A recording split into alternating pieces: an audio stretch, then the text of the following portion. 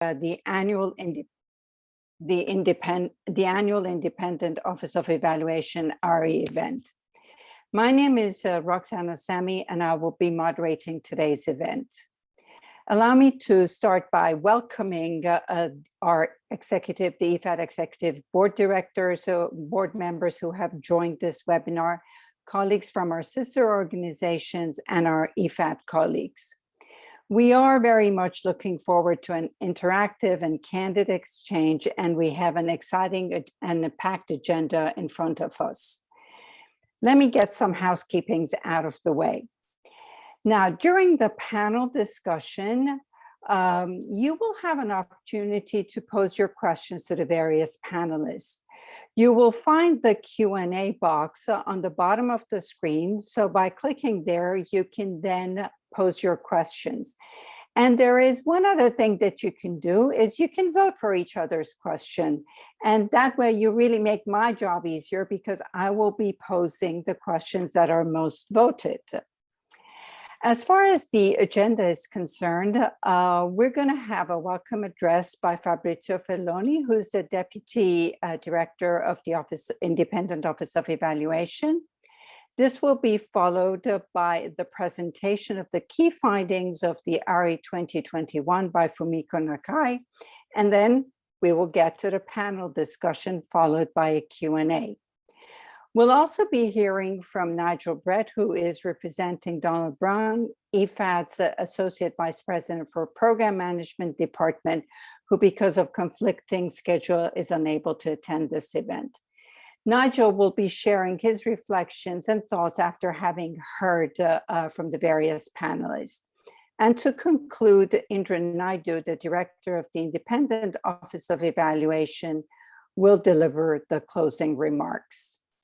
So with the housekeeping out of the way, and without further ado, I would like to invite Fabrizio Felloni, the Deputy Director of the Independent Office of Evaluation, to deliver his welcoming remarks. Fabrizio, the floor is yours.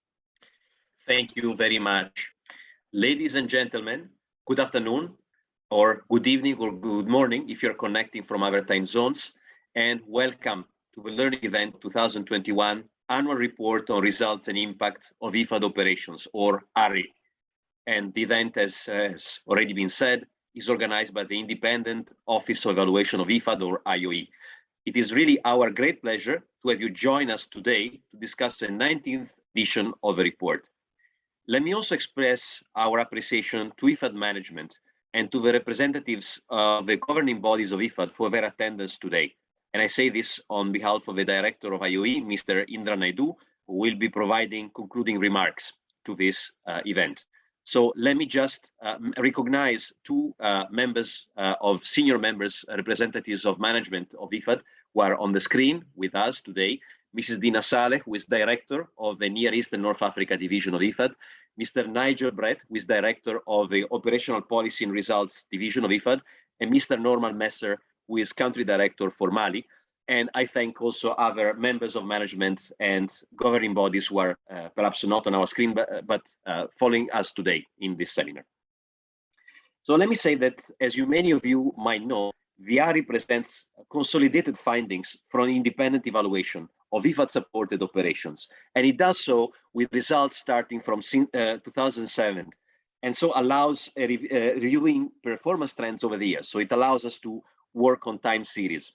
The ARRI supports accountability for results, but also promotes reflection and learning by highlighting cross-cutting issues and lessons to enhance development effectiveness of IFA-funded operations. So while my colleagues will present the results of the ARRI more in detail, let me highlight a few learning points from the ARRI. So first of all, the majority of project performance ratings in the most recent period.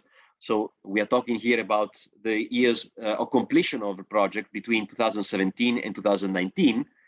So in the majority of cases, the ratings are satisfactory.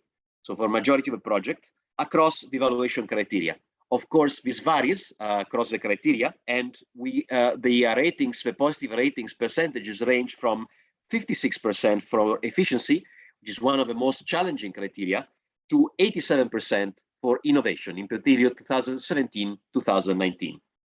When we look at long-term performance trends, the ARRI notices a steady improvement in two criteria. One is environment and natural resource management, and the other one is climate change adaptation. On the other hand, there are also signs of declining trends over a long period for other criteria, some of which include the performance of the main partners, so the government and IFAD, and it goes without saying that IFAD IOE will continue to monitor these trends in the forthcoming years. You might have noticed that in 2021, ARRI dedicates attention to selected topics. One of these is operations in fragile contexts. The performance ratings of projects in fragile context, if we look at the long period, so starting from 2007 up to 2019, the performance is lower than projects that are not in fragile context. And this might not come really as a surprise for many of you. What perhaps might be of interest and positive surprise for some of you is that when we look at more recent period of projects, so the cohorts of projects that completed between 2017 and 2019, the performance of project in fragile context improved for most evaluation criteria. So there's been an improvement in the recent years. Now, the point of strengths and challenges in working in fragile context are going to be discussed today. There's going to be a panel discussion. And this is important because it's one of the priority areas in the agenda for IFAD 12. Let me just note a few points here. Regarding the point of strengths of IFAD operation in fragile context, IFAD supported operation often contributed to addressing the consequences of fragility, mostly in the post-crisis context, for example, through providing support to recover production capacity. So IFAD supported consequences, the project in addressing consequences of fragility. We also the ARRI also found cases in which the project supported the addressing the drivers of fragility, so addressing the factors that cause fragility, especially those factors that are related to natural resource related conflicts. Also, the ARRI found areas that require more attention. For example, the need to conduct a specific and explicit analysis of factors that contribute to fragility in a project design or in the context of a strategy, and also to develop a strategy that has a fragility lens. So being explicit in the treatment of fragility and how to deal with fragility at the project design and the strategy design. So let me conclude my introduction by saying that this learning event will provide us with an opportunity to discuss lessons that come from evaluation and can contribute to enhancing the quality, the results, the impact of IFAD-supported operations. So we invite you to engage actively in the event today and share your ideas openly. I look forward to a fruitful discussion. Thank you very much.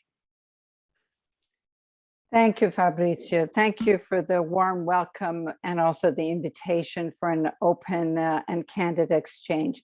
And thank you also for reminding us that addressing fragility is indeed very high on IFAD 12 agenda.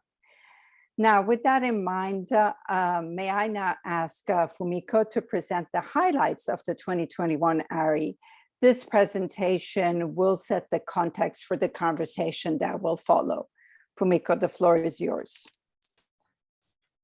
Thank you very much. Okay, here I'm going to present main findings from ARRI, including this thematic focus on fragility, but I'll be presenting the main points from ARRI.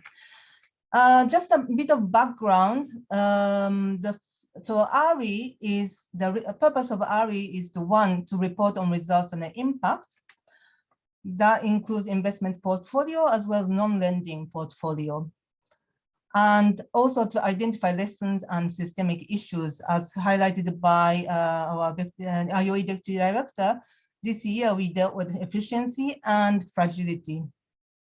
Data sources for this year's ARRI included 298 project level evaluations for projects completed in between 2007 and 2019, and 58 country strategy and performance program evaluations, CSPEs, that were conducted and completed between 2007 and 2020. If we look at the recent performance, so this chart here shows a share of projects rated moderately satisfactory or better, which is above 4 on a scale of 1 to 6. And on the other hand side, those projects moderately rated moderately unsatisfactory or below by evaluation criteria. So this is based on the IOE ratings for project completed in between 2017 and 2019. For all criteria, majority of projects were rated moderately satisfactory or above. The criteria with poorer performance are efficiency, followed by government performance, and sustainability. The list of these worst performing criteria is the same as last year's ARRI. However, there are some upward shift in all these criteria, the worst performing criteria compared to the last period. To look at the long-term performance by evaluation criteria, we use 3-year moving average of ratings to smoothen the inter-annual variations. So looking at these trends, we can identify 3 patterns. First is firstly, environment, natural resource management, and climate change adaptation criteria show a positive trend in long term. And this change is statistically significant, although with a low level of confidence. Second group is for the criteria which show some upward shift in most recent periods. These include efficiency, innovation, government performance, sustainability, and scaling up. Except for innovation, these criteria have been placed on the lower side or compared to other criteria. So that means that we also have a bit more margin to improve. And lastly, the criteria group is a criteria without observable positive change, or some with some slight decline, specifically including IFAD performance and rural poverty impact. This year's ARRI zoomed into the efficiency criterion. As I mentioned earlier, this has been consistently been worst performing criterion.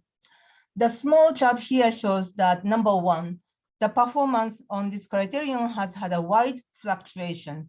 And number 2, there are some positive changes in the last 2 consecutive periods.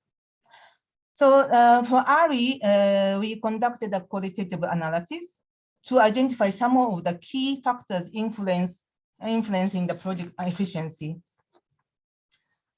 Now, on the long-term effectiveness lag, there were a number of cases like this, and they were mostly due to the role or process of on the side of the government. Slow pace of implementation was frequently an issue in many projects, mostly affected by procurement and recruitment issues. Project staffing was one of the key factors negatively affecting the efficiency. The issues included weak capacity of project staff, for example, capacity to managing procurement processes, as well as delays in recruitment and high staff turnover. On the positive side, it's not here, but we also confirmed that supervision and implementation support vision by IFAD played a key role in improving the space of implementation. Cost-related issues. There were cases of high project administration costs, sometimes over 30% of the total cost. There were issues with underestimation of the needs in terms of human resources needed or expertise needed, or lack of consideration of the contextual issues, for example, geographical spread of the project areas. Or in other cases, lower level of execution and the lower total cost. For example, there were some cases of 50% of the cost, total cost, compared to the estimated cost. In these kind of cases, project management cost share becomes more larger. And there are also structural issues. In some countries, there are only small number of eligible bidders in procurement. So this has tended to push up the prices. Now, moving to the fragility theme, this slide here shows that the percentage of projects rated moderately satisfactory or better for the aggregated criterion, overall project achievement. So here it shows project in countries with fragile situations showing improvement in the last period. And it's not shown here, but if we are looking at all evaluation criteria, this trend of improving performance in the countries in fragile situation in the latest 2 periods are also present in all the evaluation criteria. Now, in this year's ARRI, qualitative analysis was conducted to identify recurring issues as well as good practices. This analysis was based on over 20 project evaluations and 6 country strategy and program evaluations. Now, on the positive experience, the evaluations found that investment in basic infrastructure, particularly with community-driven approach, had a huge impact, very visible impact in terms of water, access to water, for example. Now, support to inclusive natural resource governance and natural resource management comes out as a strength of IFAD. This is an example of addressing a driver of fragility, which is natural resource related conflict. For example, in Sudan and Chad, in these cases, the project supported outreach to pastoral groups along agro-pastoralists and settled farmers. Another good example of targeting of marginalized vulnerable groups was found in, for example, in Cote d'Ivoire, where the project explicitly provided support to youth in ex-combatant groups. We also saw that there were cases of adjustments made in response to context changes. For example, in terms of changing the project scope or activities or areas or implementation partners. Such adjustments we also noted that such adjustments were made with despite limited risk management strategies in place. CSPEs in Burundi and Sudan found that continued long-term engagement with investment in grassroots level institutions were some of the factors for operation to be effective. Now, coming to areas of challenges and issues. As I mentioned earlier, some successful examples of targeting the vulnerable and marginalized groups were there. On the other hand, there were some cases also where marginalized groups such as war disabled, ex-combatants were mentioned as part of the target group in the design. However, it was lacking the clear strategies to reach these groups and also monitoring the performance in reaching them. Capacity building of local institutions, whether government institutions, service providers, or producer associations, was a common feature in the projects working in the fragile context. The performance was mixed. The suboptimal outcomes were also due to weak institutional analysis at design. Number of projects in post-crisis situations supported recovery, rehabilitation, and recapitalization productive capacity, and these mostly performed well. However, when the interventions moved to addressing market access and shifting to longer-term development, then they faced more challenges. It was also due to institutional capacity or absence or inadequate regulatory framework. That was the case in Sierra Leone in cocoa market.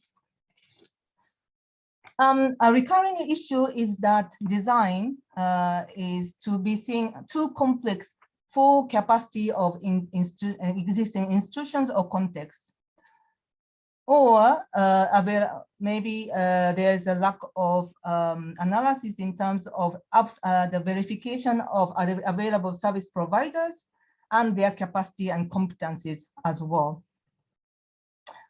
As an example of complexity in the project design, there was a project planned to intervene 13 different value chains in some country, or additional financing such as Global Environment Facility was added in the middle of the project, increasing even more the number of components and activities interventions. In terms of partnership, there are some examples of partnership associated with aspects of fragility. However, not many are found at strategic level. In one CSPE, the evaluation pointed out that IFAD fell short of, in terms of collaborating with other development partners with expertise that would be complementary to that of IFAD in terms of addressing the causes of fragility. We also found, however, an interesting example of partnership in Niger, where IFAD worked with FAO and WFP to develop a framework to work in Lake Chad Basin countries at the time of evaluation at least.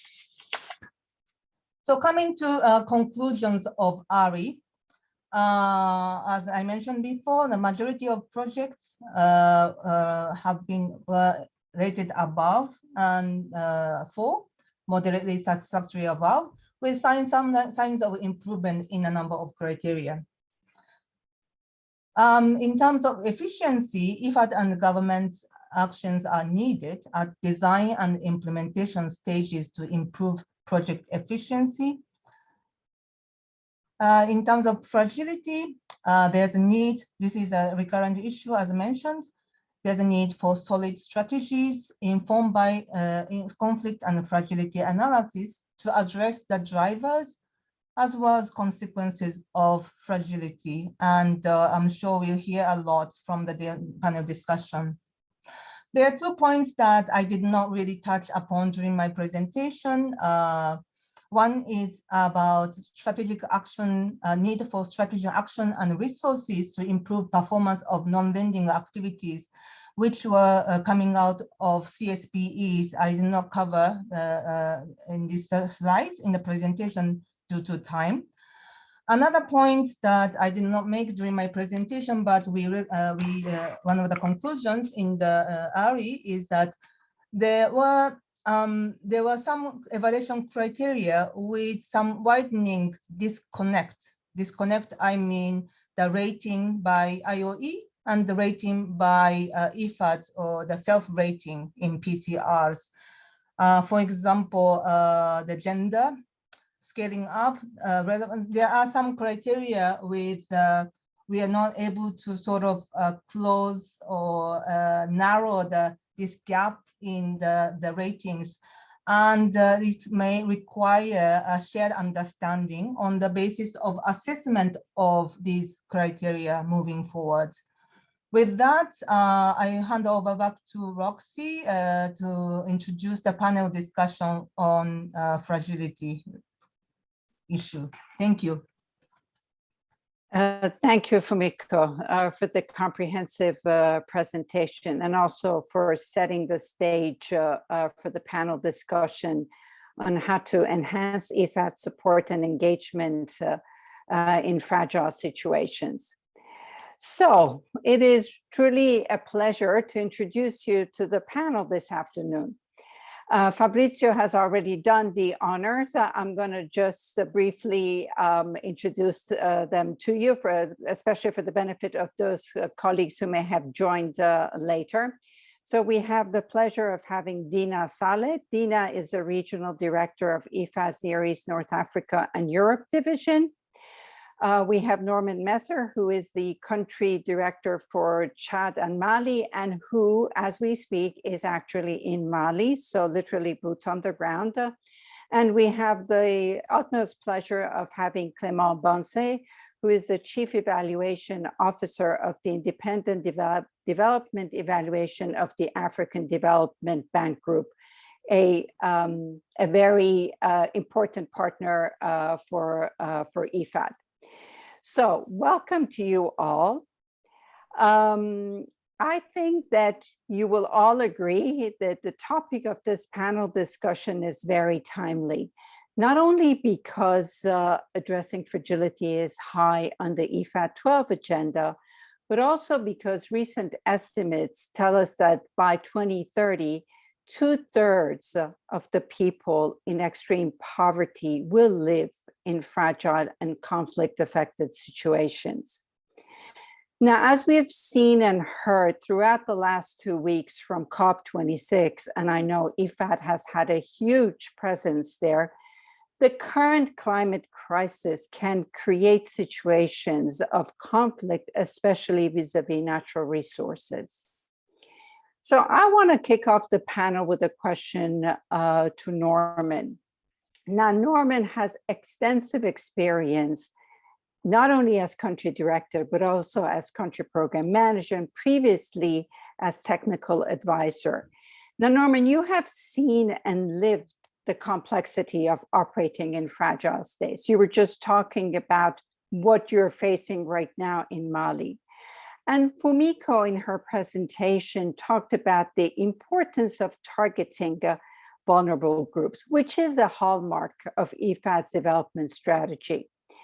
So based on your experience and knowing that there is no cookie cutter solution, what would you say are the building blocks and the conditions for successful interventions in fragile contexts? And why is it important to involve the entire community from the outset to mitigate conflict and address fragility? Thank you, Roxy, for the question. Hello, everybody. Now, I guess it's difficult. Like you say, there are no cookie-cutter solutions, so we cannot generalize in any case, as the situations of fragile countries are quite different. And so, but most of the time it's about some kind of power disequilibrium, right? So there's an asymmetry of power and there's some sort of struggle, economic and especially political power. So I would say one of the building blocks that we definitely need to be aware of is of a successful project intervention is the level of decentralization that the country actually has, because it is, as I say, most of the time, not all of the time, because the specific regions may be, actively involved, obviously, and be part of the problem, not only the solution. But in most cases, I would say we need to work at decentralized level, and IFAD needs to have some sort of successful track record of working there. And so by that, I mean formal institutions, local government units, district assemblies, whatever they're called, whatever the level of rural development is, let's say, in the government question. And then, like you say, community level institutions. So there, we do need inclusive endogenous institutions, and sometimes we tend to overlook them. So farm organizations, for example, are great, but if they're member-based, obviously not always, not everybody may be a member. Actually, most of the time, not everybody is a member. And they may be politicized, they may be set up according to certain criteria and so on. So they may or may not be inclusive. Another condition would be that government accepts some kind of multi-stakeholder engagement, right? Civil society engagement. If there's hostility towards working with, with community, let's say community development committees or farm organizations, or even NGOs, especially NGOs who we need to work with for implementation in these areas, then we have an issue. So there must be some acceptance of that. And like you, as we said before, that we need those service providers to be out there. They need to exist. We can't just dream them up. If they're not there, it's quite difficult. They need to have one foot in the door of those communities. They need to be known and trusted, especially. So in a way, they need to be local NGOs that we can work with, and we can sort of use as an entry point into communities. Over. Thank you, Norman. This is insightful. Although you posed more questions than answers. Yeah, especially, I mean, for IFAD, especially the fact that, you know, if the farmer organization is member-based and then you're not part of it, you actually create conflict. So yes, but Roxy, maybe one thing to add is this issue of, because I mentioned so these are registered entities, right? And local government of the units obviously are. So these are legal, but they may not be legitimate. We have to look at the legitimacy. So a lot of informal institutions may be more legitimate, and we need to not close an eye to those. Okay, thank you for that. I think that's a very important distinction that you just made. Now, before going to the next panelist, I just want to remind our audience that you can pose your questions in the Q&A section. Dina, you just heard Norman sharing his experience, you know, and as I said, he probably posed more questions than give answers. Now, you lead a division that has quite a few countries in fragile situations, and you're currently heading a working group to equip IFAD to work better in fragile and conflict contexts. I want to know from you, what are the challenges of designing and implementing development and agriculture-related interventions with a conflict lens? And what are the 5 things that development agencies and IFIs need to take into account, need to internalize, and need to embed in their respective strategies?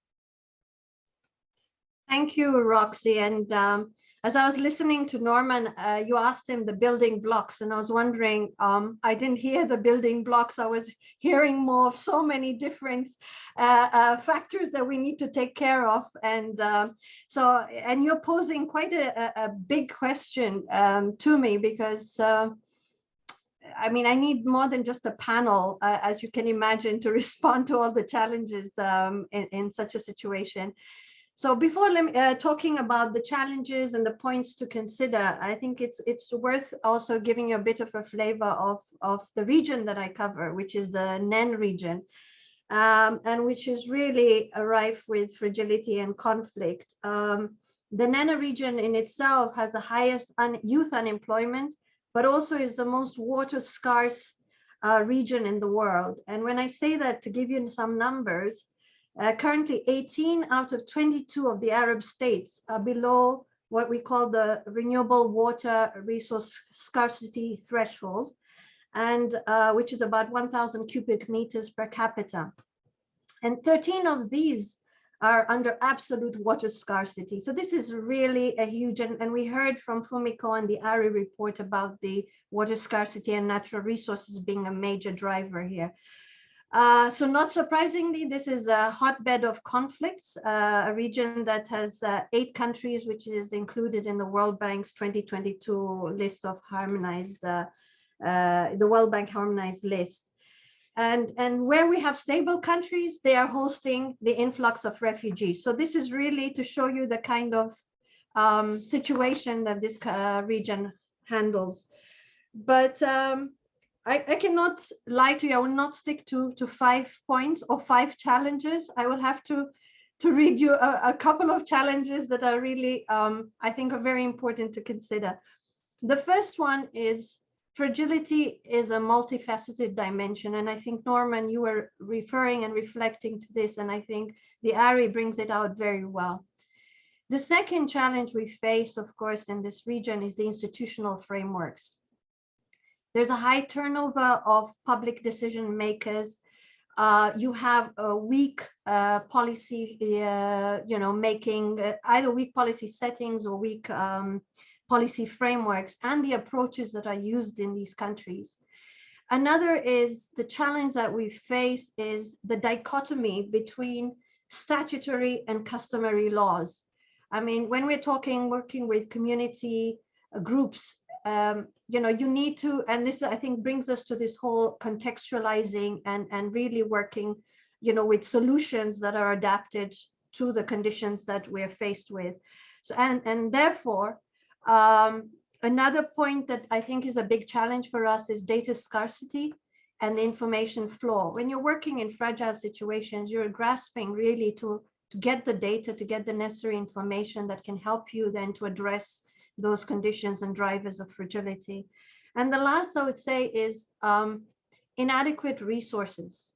I mean, you know, hearing Fumiko when you were presenting the ARRI, you talked about innovation, and you talked about, you know, for us to be able to address with flexibility, you know, these require resources. And if we don't have the adequate resources to address this, these poses a huge challenge for us. And of course, collaboration among partners. I think this is an important consideration also, and is a challenge because in reality, we all have institutional mandates we're representing. We all have, you know, different interests, let's say, on the ground. And then it comes to this whole humanitarian, you know, the fine line between humanitarian and development. So without taking too much time, 5 points quickly. I'll give you punchy points. The first one, we need clear situational, you know, institutional social analysis. We need dynamic flexibility and planning. You know, we talk of agility and all that. So it's dynamic planning, dynamic analysis, dynamic delivery on the ground. We need credible partners and ability to develop trust with those we work with. We need budgets that are adapted to the situation and to addressing the needs of fragility. And the last is, of course, empowering the local communities. I think that's the important information that all actors working in fragile situations need to keep in mind. So I'll stop there. I had one temptation to ask IOE something as I have the floor. So I don't know if you'll allow me. Of course, I'm glad to hear ARRI has reflected on a lot of these in your conclusions. But when I look at how we are measuring efficiency, and this brings me to the work I did on the conflict and working still on in the conflict working group, you know, you talk about all these conditions, right? So the time lags, you talk about the weak capacities, we talk about, you know, procurement issues, staffing issues, all of that. And this is the conflict lens we're talking about. If we are measuring all the projects and their results in the same light, you know, that conflict lens needs to be put there. The fragility lens needs to come in because we cannot measure them all in the same, you know, sort of in the same standards. I'll stop there. I couldn't help myself. As you know, I'm passionate about this, so thank you. Thank you, Dina. You surely gave us a lot of food for thought. And thank you for eloquently listing the five building blocks, or the five the development, let's say, pillars that we should be taking into account. And one thing that you mentioned was also, you know, the collaboration amongst partners and this distinction between the humanitarian side and the long-term development side. I think that is also something very important, especially in the context of fragility and conflict, where also the attention of the general public goes to the humanitarian, and everybody completely loses sight of the long-term development. And again, how can agencies such as IFAD really raise this also in public awareness,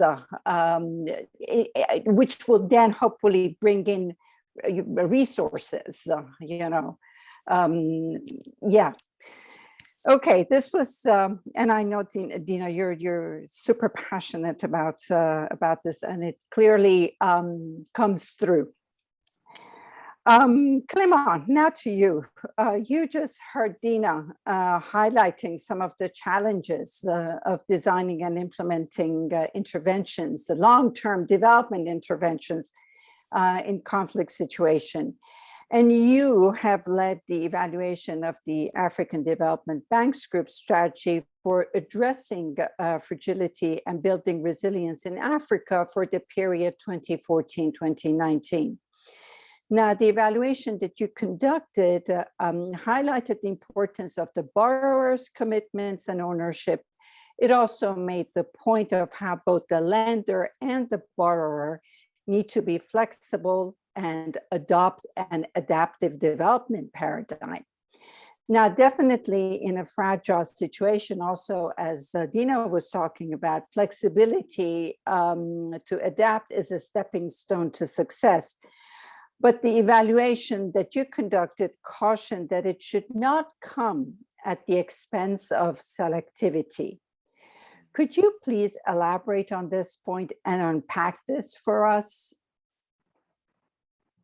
Thank you very much, Roxy. First of all, allow me to thank you to allow us to really give us this opportunity to share some findings of our evaluation. So, as you said, indeed, our department evaluated in 2020 the African Development Bank strategy for addressing fragility and building resilience. And this evaluation had two specific objectives. The first one was an accountability objective, reporting to stakeholders of the African Development Bank's relevance and performance in addressing fragility and building resilience in Africa. The second is the learning, as the lesson of this evaluation will inform the bank's future strategy for fragility. So, as you may know, in most cases, countries with fragile situation are characterized by continuously evolving contexts and ever-changing circumstances. So the effectiveness of support from development partners in the context of fragility depends of the ability to continuously adapt their intervention to better meet the evolving needs of countries with fragile situations. In addition to that, due to the enormity of needs in countries with fragile situations, in face of limited resources, development partners and other actors have to be selective in directing the support in the limited number of areas of sector, if you want, in which they have a comparative advantage, which is very, very essential to maximizing development impact, particularly in volatile context. So what do we find in our evaluation? Our evaluation shown that the African Development Bank has shown flexibility and responsiveness, but not selectivity. The bank has shown great adaptability to better respond to the changing specific need of the 4 countries studied. Conversely, this case study revealed the bank's difficulty to reconciling flexibility and selectivity. Thus, during the period under review, the bank was active in 9 sectors in the Democratic Republic of Congo, for instance, 6 sectors in Liberia, and 5 sectors in Chad and South Sudan. So consequently, the case study of our evaluation have shown that the results recording in the ground are modest and do not significantly change the situation of the country study. For instance, concerning improving equitable access to basic services and employment, which is really one of the African Development Bank's important priority area in the country study. Positive results have been recorded are sometimes expected on a large scale. However, the results obtained often fall short of demand. This is demonstrates the need to further concentrate available resources on few areas or few sectors with a view to providing meaningful response to the ever-changing needs of countries with fragile security. Thank you, Raptor. Thank you, Clément. Maybe think about this, and maybe when I ask you another question, you can just give us an example of where perhaps when you were more selective, where you actually applied the selectivity versus adaptability and the results that you achieved. We can come back to that, okay? Okay, keep your questions coming. This is an appeal to the audience, which we'll be fielding at the end of the panel. I now want to shift gears from selectivity versus adaptability and go back to the ARRI, which highlighted some examples of projects that effectively supported inclusive natural resource governance and sustainable natural resource management, which then in turn reduce conflict over the scarce natural resources. And I want to go back to Norman as someone who has been involved over the years in more than one such project.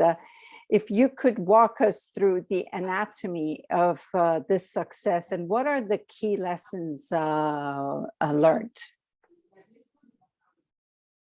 Thanks, Roxy. Again, there may be the risk that I'll be posing more questions than providing answers, but your anatomy of success, there obviously is some, there is something you can say about some generalities that we can provide on common, the most common anatomy of success. One is, I guess, that our typical run against the watch, you know, our pressure for quick, tangible results is a bit misguided in these settings, right? But it may not be implicit, it may not be explicit, but implicit it is in most of what we do. And so we don't always adapt what we do to these circumstances. As our colleague from African Development Bank said, reminded us that the one thing they have in common is that they keep constantly changing.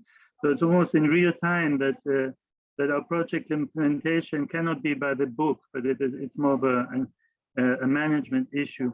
So one of the things with natural resource management is obviously that there will be disputes around access to natural resources, which is why we may not want to focus only on agriculture, because agriculture, by its very nature, obviously needs those resources, need access to land and water and so on. And most of the time, our target groups are the rural households we work with. Their agricultural plots are physically, geographically quite far away. It may not be safe for them to actually walk there or travel there. So the non-farm economy is quite important. But to get back to your question of the anatomy of success, I would say exactly so. Let's not shy away from issues such as disputes. When we have our so-called eligibility criteria of communities participating in our projects, right? We sometimes tend to exclude those. We say if you don't qualify as a community, if you have land disputes in your community, and this is it precisely because we are pressed for quick results, right? That the project needs to move on. It needs to show that they can do things in 2-3 years or less. And yet this is where our so-called target groups need us the most. So let's not do that. And when we do not, in cases that we do not shy away from disputes around, let's say, land tenure, access to land, for example, we can have success, definitely. There may be, we need to analyze, of course, what's happening there and why there are these disputes. And But most of the time, the longer term development solution and not the short term patch, is what we should choose. So that means, for example, land development, right? If we're making land more fertile, and the same amount of land, let's say a hectare can produce double or triple, obviously more people can live from that 1 hectare, and communities can negotiate that the 1 hectare can now be accessed by not just 1 household, but even 2 or 3 households. So it's a win-win. It's better to have half a hectare that produces X than 1 hectare that produces half of X. So these are some of the issues, Rox.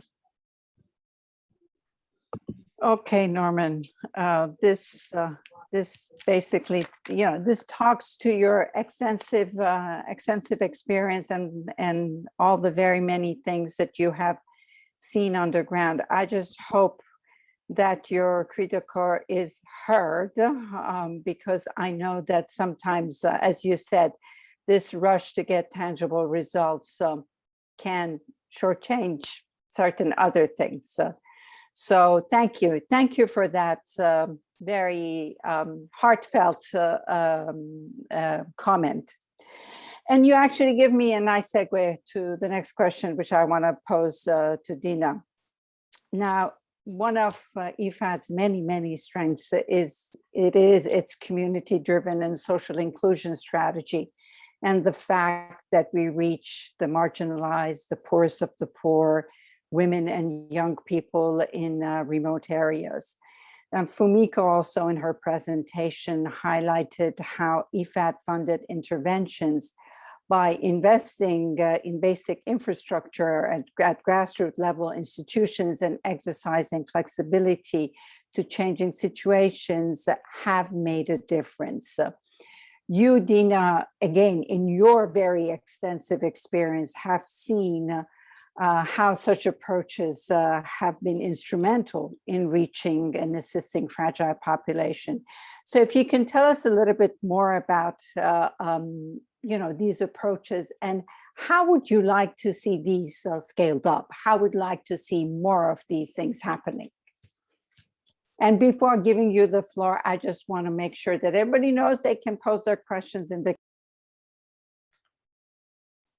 Thank you, Roxana. And yeah, I mean, I'm going to try to be very brief and concise now, but no, you're right. And I just want to make a point here. IFAD is appreciated for its capacity to engage rural communities in the most remote areas. So I think this is important to put in context, because conflict over natural resources is the major problem and is a real source of most of the conflict that we see. People tend to forget, and I think that the conflict in Syria was actually triggered by the Arab Spring, but this had been long coming, actually. And it was really because of years of drought that the country had experienced. And this had already triggered so many other underlying economic problems that actually just, the Arab Spring was just a trigger for all that was underlying. So I just wanted to kind of put that in some sort of frame context. And then, as I'm saying, for IFAD, this is really at the heart of what we do, reaching those most marginalized and remote communities. And as even Norman was mentioning, I'd like to maybe focus on a few examples that we have. Our experience shows us that in order to benefit those marginal populations in conflict zones, we should not exclude the better off users. So this is the first thing. I mean, we normally tend to think that we will just direct everything to those who are really affected, but bringing in those who are really the players and the leaders in those communities, even if they are the well-off, is very important. Because if the elite are so powerful and they can block all the needed resources for these communities. And this is what we did in Sudan, an inclusive targeting approach that we used for promoting natural resource management amongst communities. What we did in one case where there was a lot of conflict between nomads and settled farmers, IFAD promoted stock routes. and safe corridors for those nomads crossing the land under controlled by settled farmers.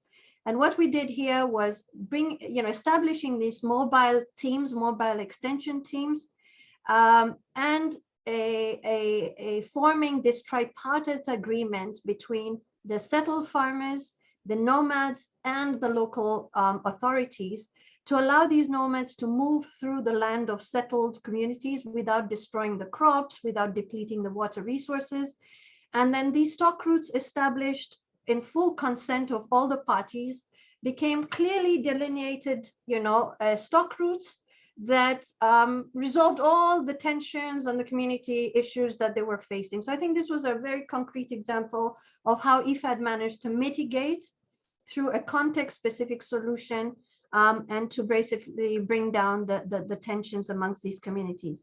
Another example I can give is where we involved communities at the very local level, and this was in Syria, where we established what we call these revolving funds. So throughout all these years of conflict, especially women who were in charge of these community revolving funds were actually the lifeline for the wider communities that were living in the conflict areas. And it also helped to I can't say to totally stop the displacements or the emigration from these areas, but these sanadik, what were called these small rural finance solutions, really became one of the reasons why communities were able to be more resilient during all these years of conflict. So these are a couple of examples that IFAD intervened in. We have so many more. When North and South Sudan also split, we were able to also find solutions between nomads that were crossing transboundary also. So a number of I would say very useful and concrete conflict resolution approaches that IFAD adopted and have been successful, that could be scaled up actually when we look now at a much global situation. Thank you, Roxy, and over. Thank you, Dina. And I trust and I hope that all of this is being documented so that, also other development agencies and our sister organizations don't reinvent the wheel. I think some of these rather counterintuitive things, like when you mentioned it, you have to include the better off people. I mean, yes, it makes sense. And I'm sure people are doing it, but my background, so I am very much for this packaging of this information and knowledge so that it can be readily made available.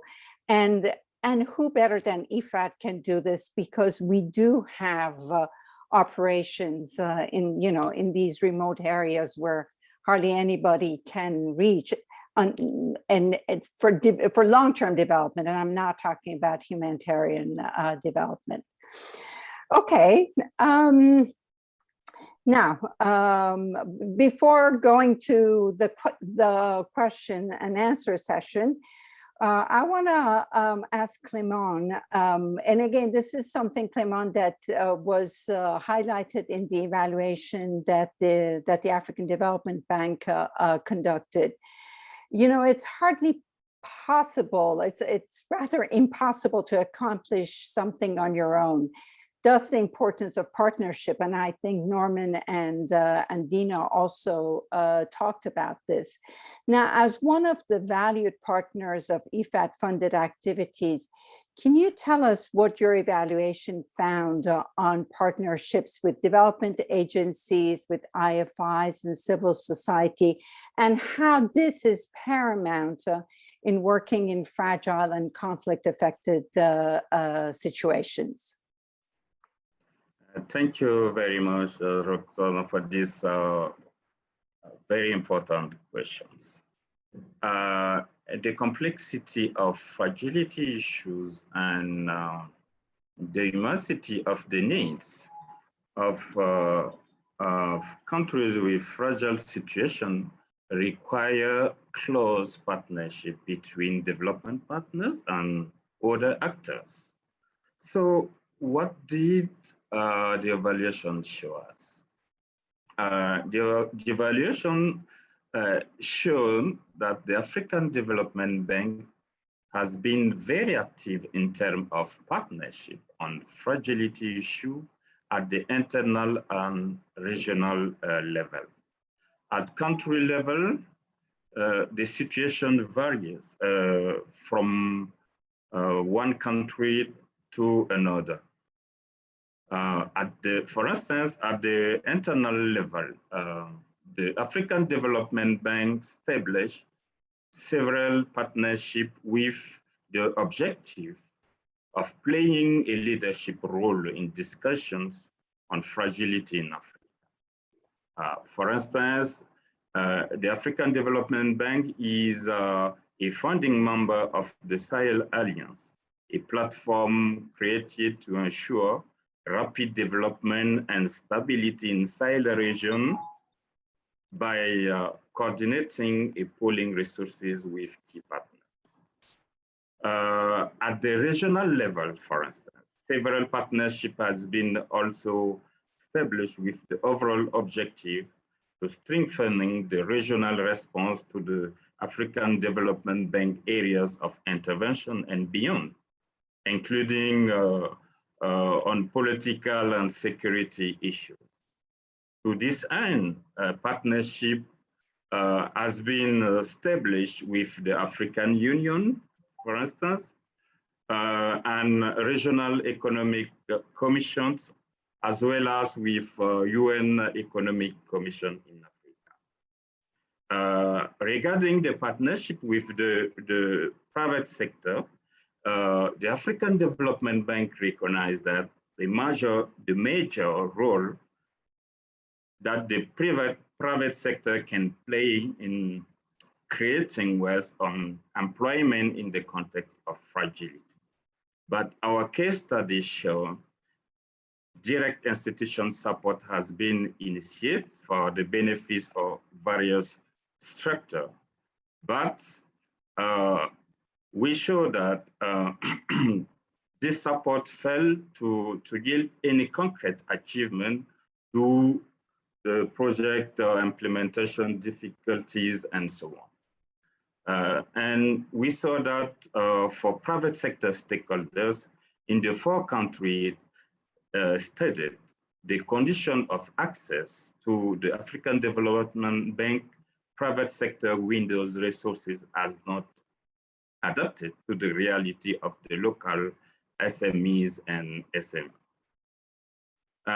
Finally, regarding the partnership with the civil society organization, it was remain mostly limited to consultation during the preparation missions for country strategy paper or operations, and rarely culminated into concrete cooperation action.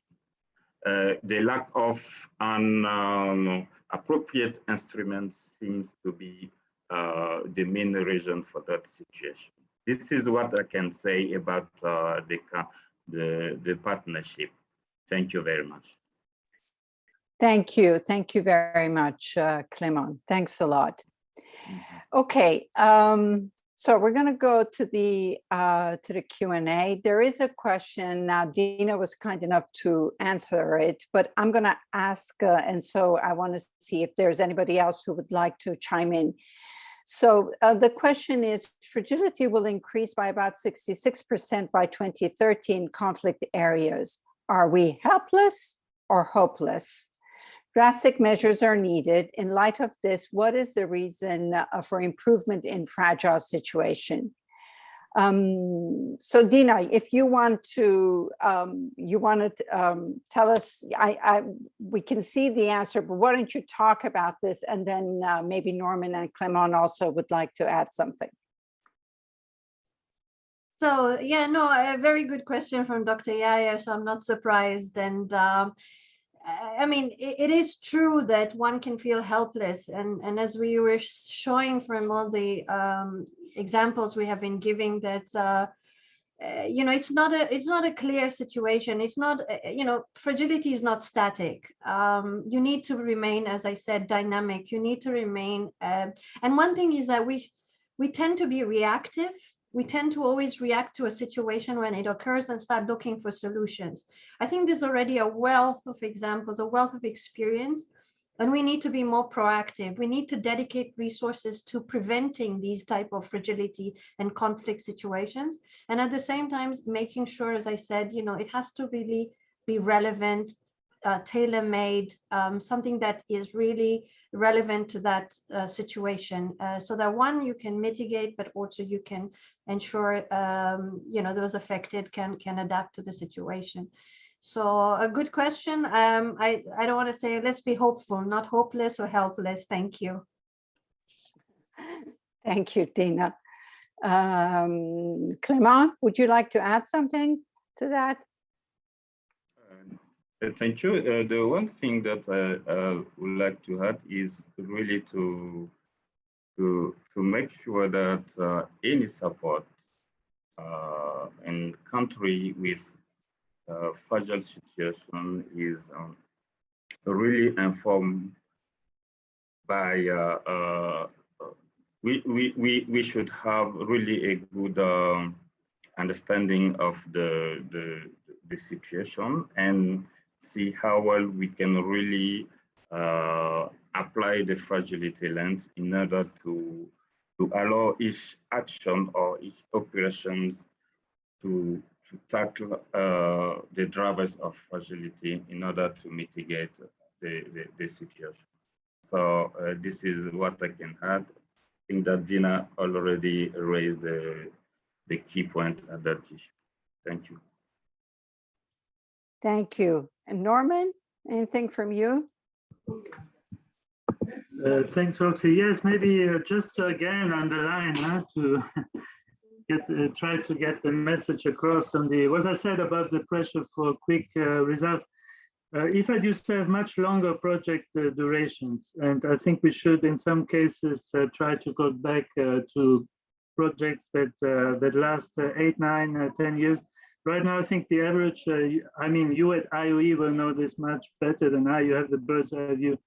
I guess the average is now 5 years, but some sort of continuity. And then, I mean, if we're not able, or if it doesn't make sense, for some reason, we can sort of substitute for this lack of continuity at project level through a country program approach, which is in any case the better option, and that assures that continuity.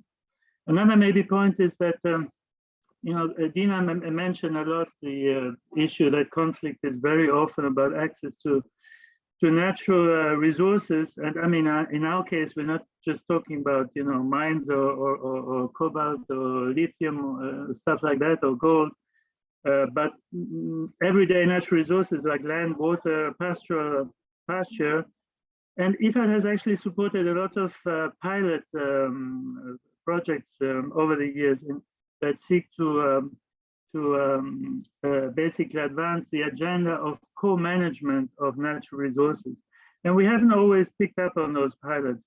So where the law allows for that, it can be a great opportunity. So let's do that. Let's be more consistent in scaling up those pilots where they were successful, right? And learn from cases where they not have been successful. So more co-management of natural resources. And the last point, if I may, again, another policy option that is out there, Clément from ADB will confirm it is a policy actually of the African Union, for example, and that is territorial development as an approach.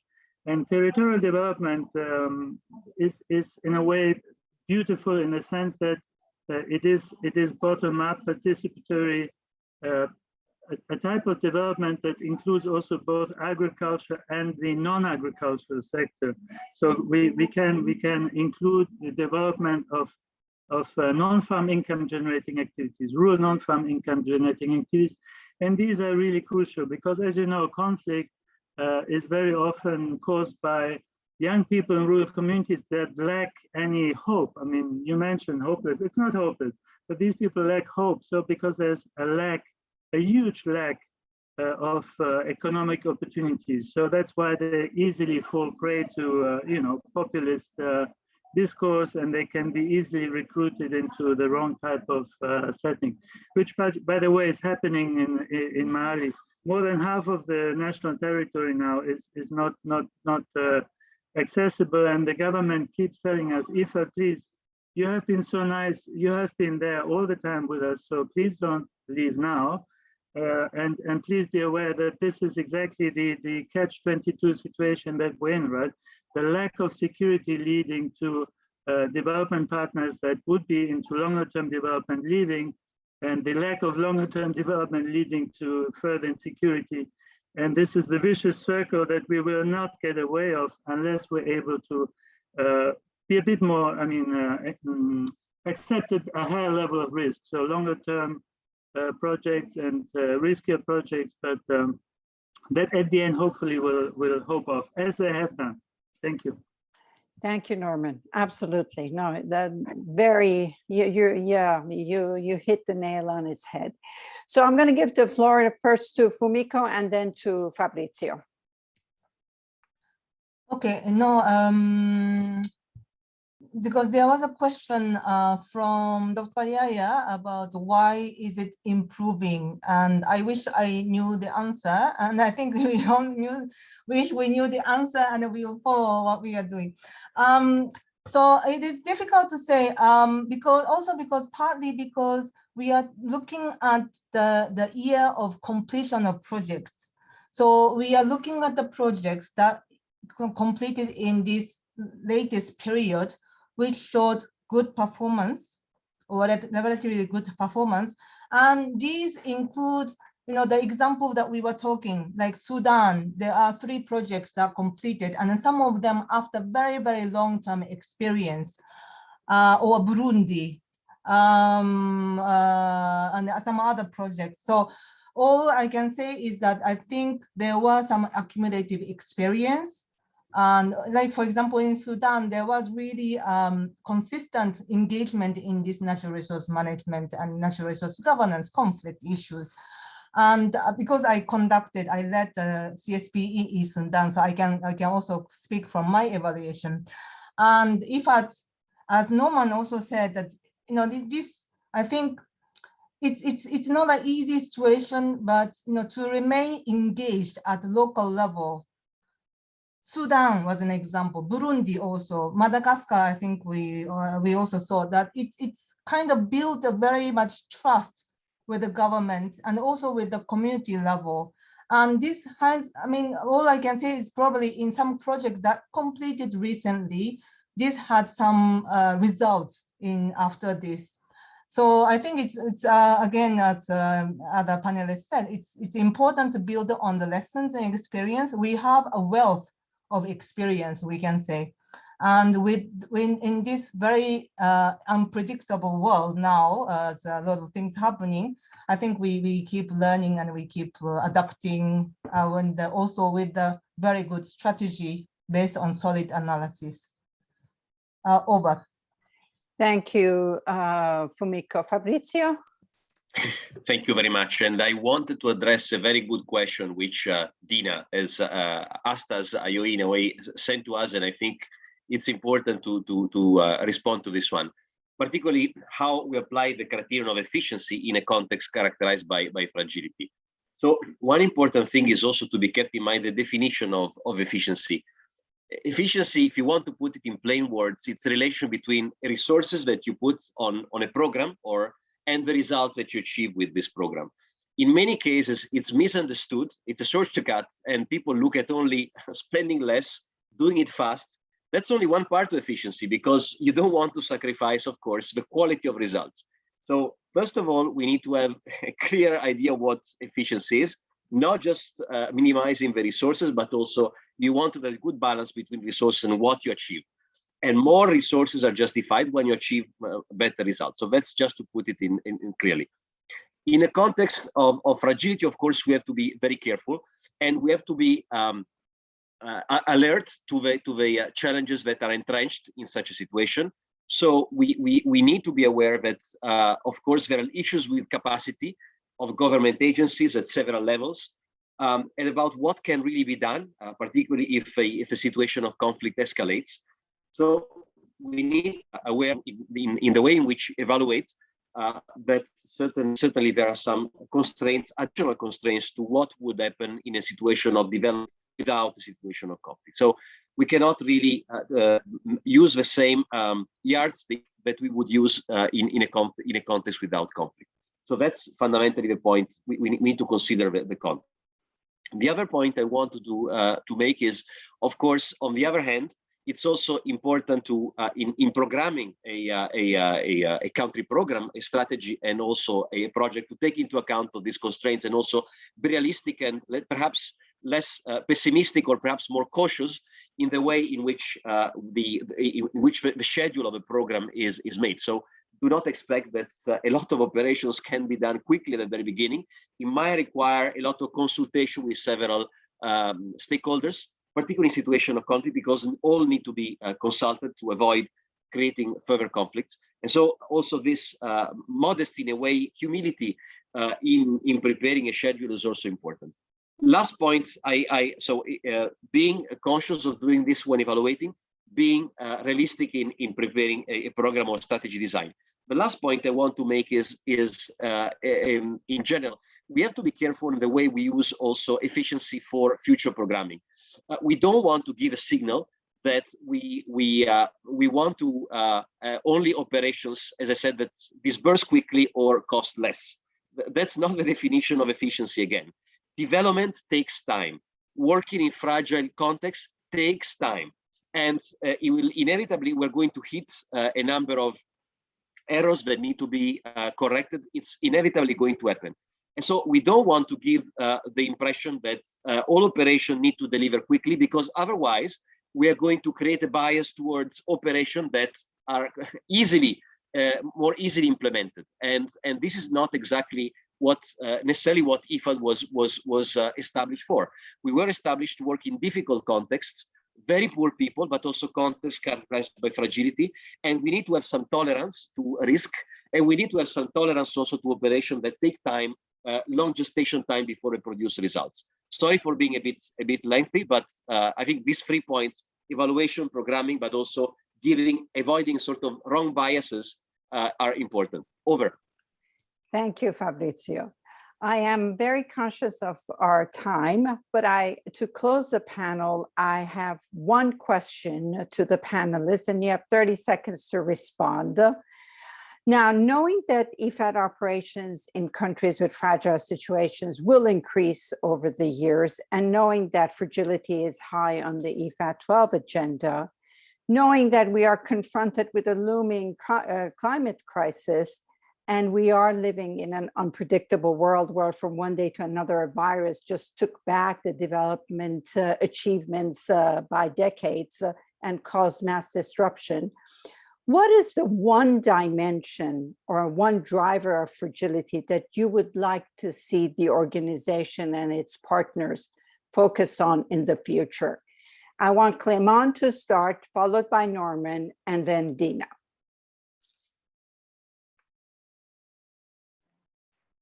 Thank you very much for this important question. And has already been said, drivers and consequences of fragility are complex and feed off each other.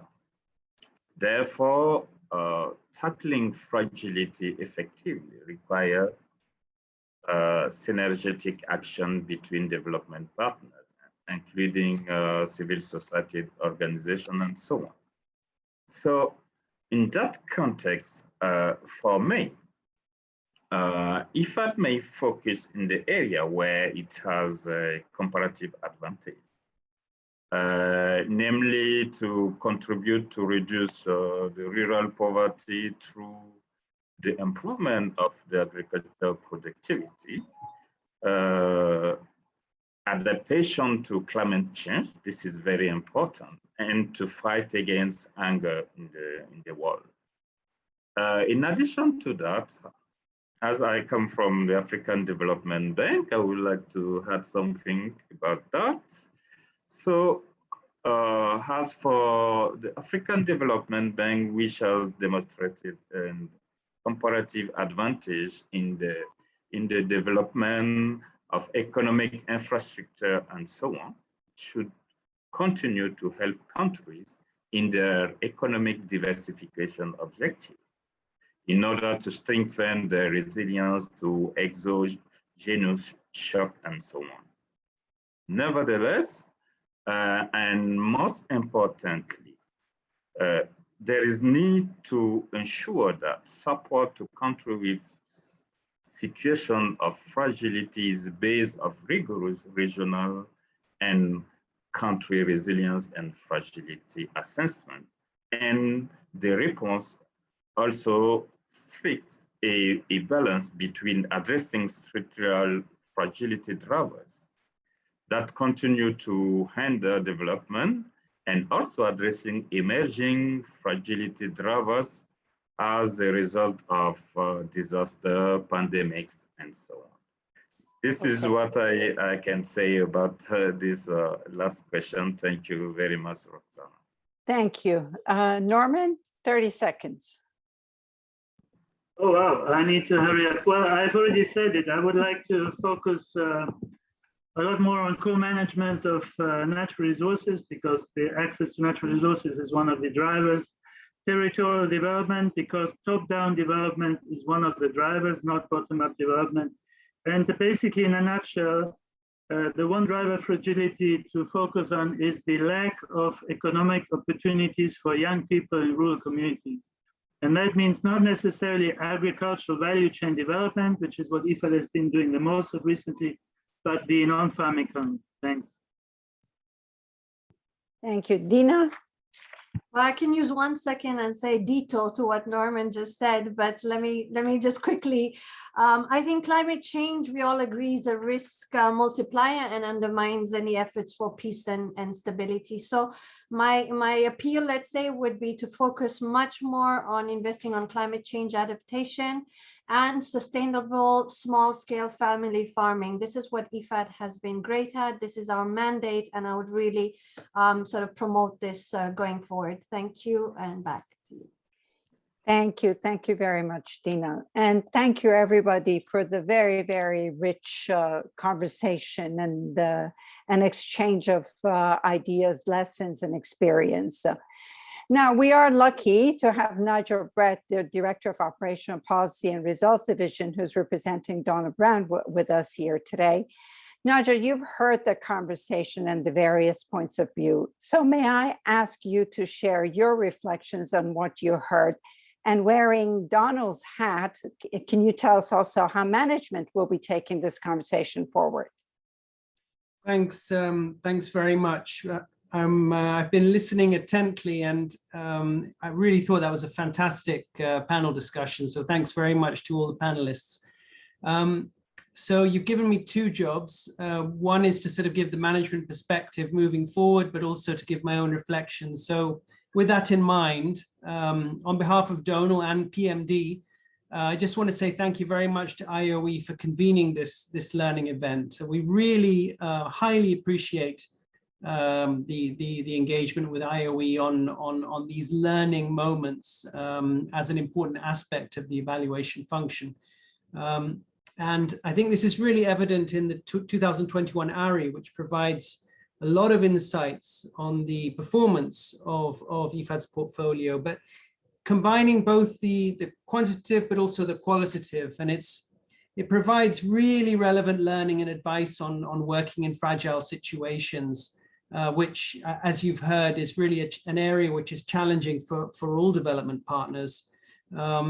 So PMD really welcomes the overall findings in the ARRI analysis.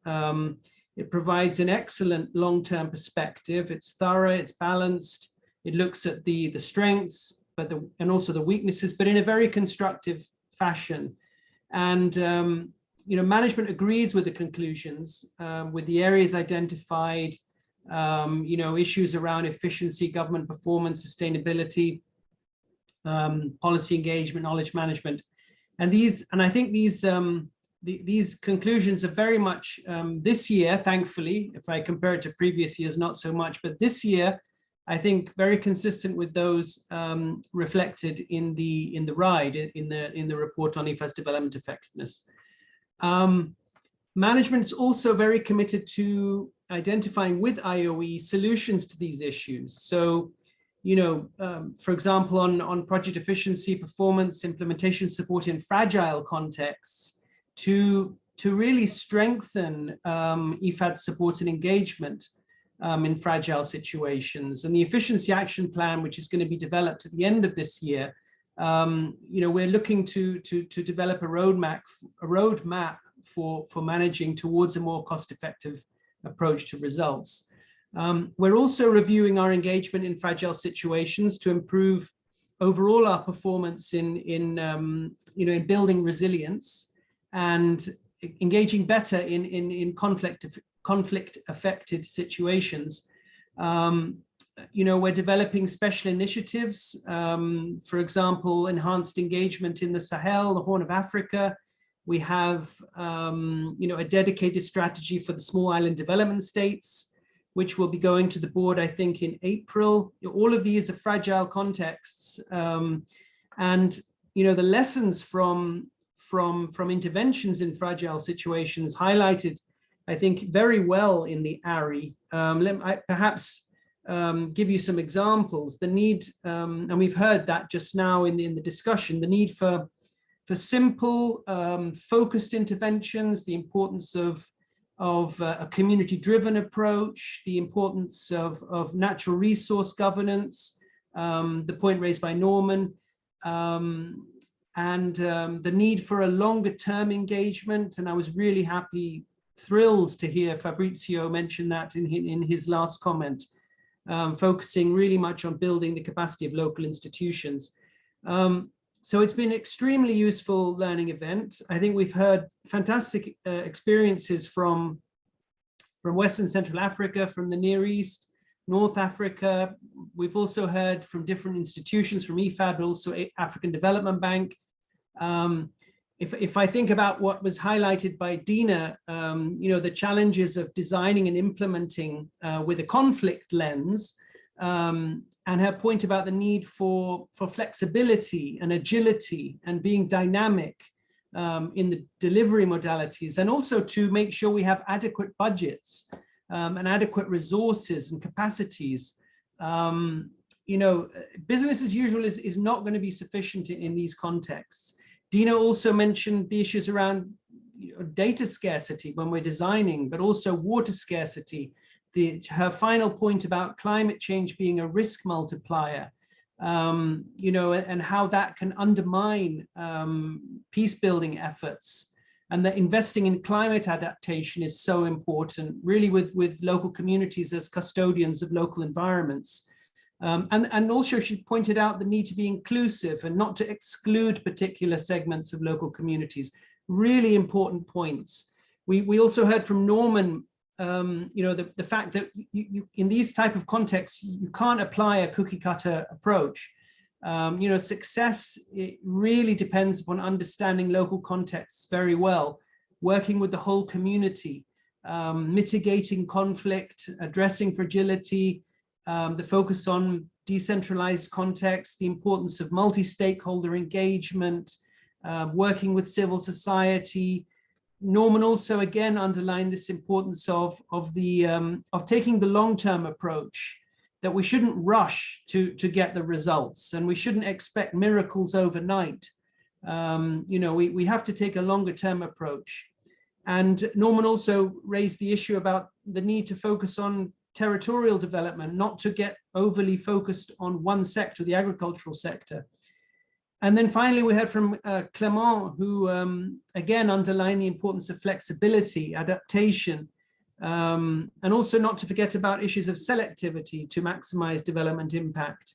The fact that fragility is multidimensional, and to address it, we need to have multiple actors and strong partnerships to help us reduce vulnerability.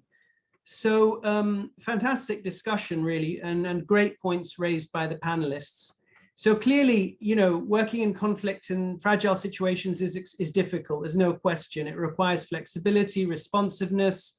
It requires us to think about safety issues. Staff need the capacities, the tools to make adjustments. And I think the presentations have shown that our capacity does exist to make these adjustments, but we can clearly do more, particularly in regard to reaching marginalized and vulnerable groups, and focusing not just on supporting production, but also looking at issues around marketing and non-agricultural opportunities.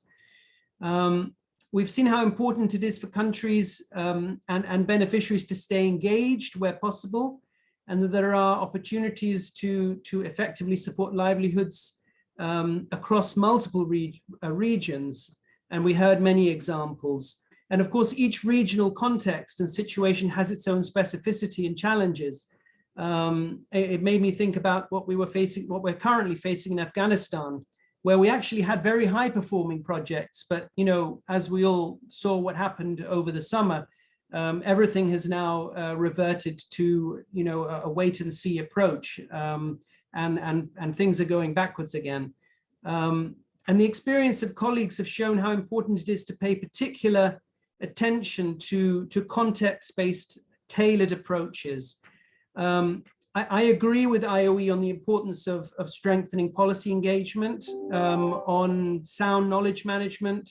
I think the updated DEF, the Development Effectiveness Framework, will help us in that regard, giving more focus on ensuring that governments are empowered with data, good data. We heard that from Dina, and that they can use to practice results-based and adaptive management. And management really welcomes the opportunity to engage in a constructive dialogue with IOE on the tools to improve policy engagement.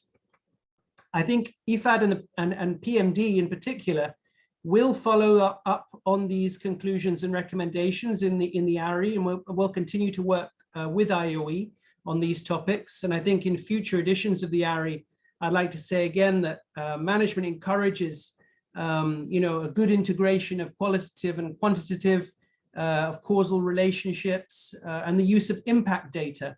And regards to situations on conflict and fragility, and particularly chronic fragility, in a significant number of countries, we will seek, we'll really look at providing tailored support that takes into account the dynamic situations.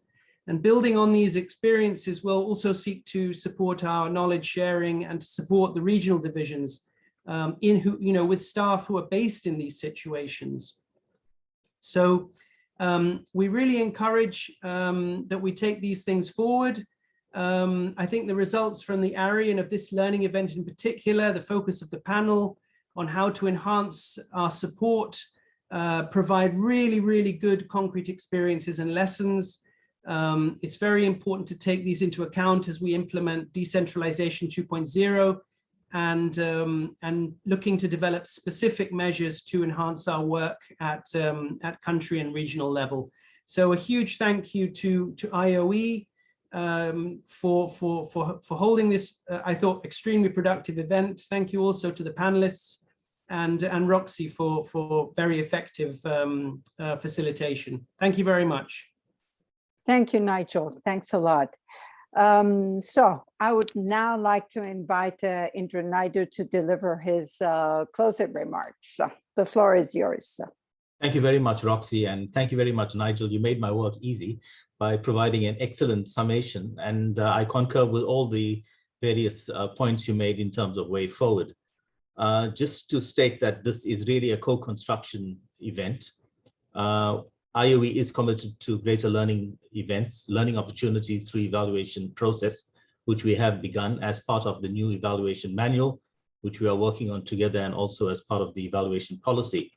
The inputs that came through today from Clement, Norman, and Dina were rich, also exciting, and it really went to the real experience on the ground. And I think I'm also highly motivated, having spent a week in Egypt 2 weeks ago with Dina and team, and I see Dr. Yahya is here as well, because that demonstrated what really happens when you have the partnership and the collaboration in providing results, not only to improve the quality of life, but also to improve the environment. And we await that report, which we will attach to this, to the note of this. It clearly demonstrates that in a time when COVID have actually stopped and reversed major development gains, the rural sector becomes more important because it's back to the environment in order to survive and to create livelihoods.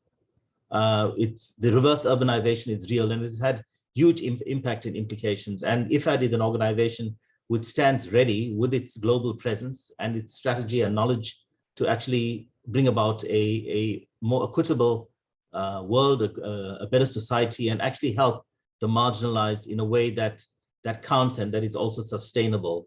So from IOE, I would also like to thank my team, Fumiko, Fabrizio, and all those behind to put it together. Be assured that this is one of many events. We will continue with the co-construction. The points that have been made have been taken on board, and I look forward to documenting this event and also following up. To all those who have participated from across the globe, thank you very much for your participation and engagement. We will share the recordings, the proceedings, the notes with you, and I wish you all well, whichever part of the world you are. Good evening, good afternoon, good morning, and thank you very much. And thank you, Roxana, again for the excellent facilitation. Thank you. Thank you very much to everybody, and thank you for making time and being part of this rich conversation. For me, it was absolutely a privilege to be part of this. Thank you, everybody, and have a lovely evening. Thank you. Thank you, everyone. Thank you. Thank you, everyone. Bye-bye.